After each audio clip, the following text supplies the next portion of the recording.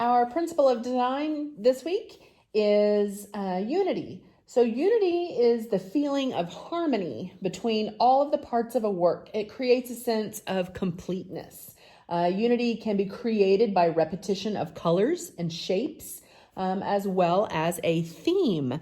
And so we're going to create a mandala today. A mandala is a radial design that originates from the center and grows outward, with every side being the same, so that it doesn't matter which side is up. Every side should be exactly the same in color, in design, in pattern. And so the best way to start is with a square area to work with, or a circle, but rectangles are tricky. We tend to get out of proportion with them easily. And then I suggest to my students to start with a ruler and go corner to corner.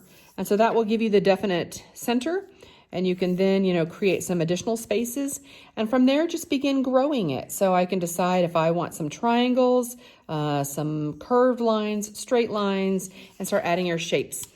We're going to create one with a theme. And so in this one, the theme is a cat or cats.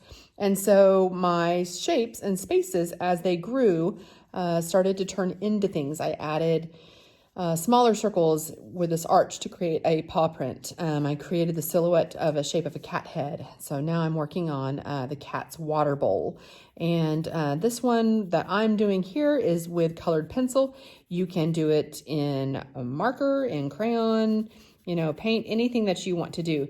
Mandalas are typically done with an element of nature to them, but you don't have to include that if you choose not to. You're just going to pick a theme and make sure that that theme kind of works its way through your work of art, so that we've got the unity of the shapes. Possibly choose a color scheme if you want to show unity through your colors, but also a theme will help tie it all together. I wanted to show you quickly how a mandala develops, and it's pretty rapidly. Let's see, I'm going to line up into this corner.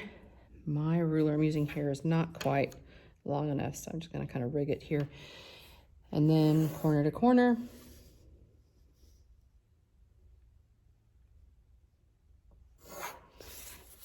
Same other side. So what I'm trying to do is create some equal spaces, so that I have that balance radially. They have symmetry going on in them from side to side, but also symmetry top to bottom. That's how we get the same on every side. So once you've got it divided into spaces, and you don't have to start this way. You can, you don't have to. Decide, what do you want inside it? A ruler's really going to be helpful in this particular project. Let's see, I'm going to go from this mark here. I lost my spot.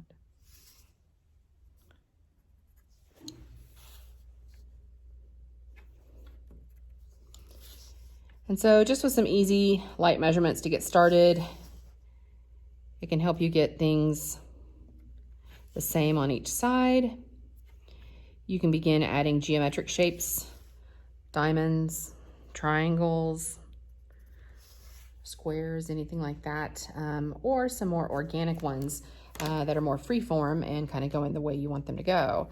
So let's see.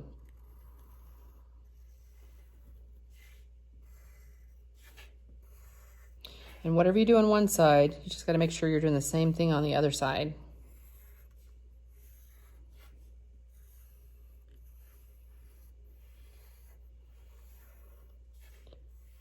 And like I said, it really just begins to grow. You don't want to have spaces that are too large. If they are, then find a way to start breaking them down and reducing them. You can just kind of go from any little corner that you find to other corners. Create star points.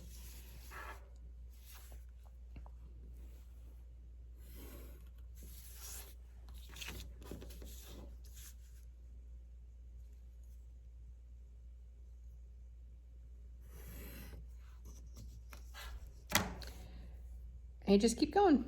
Like I said, it just begins to develop on its own. If you have an idea of something you're doing for your theme, you can begin to work that in at any point in time.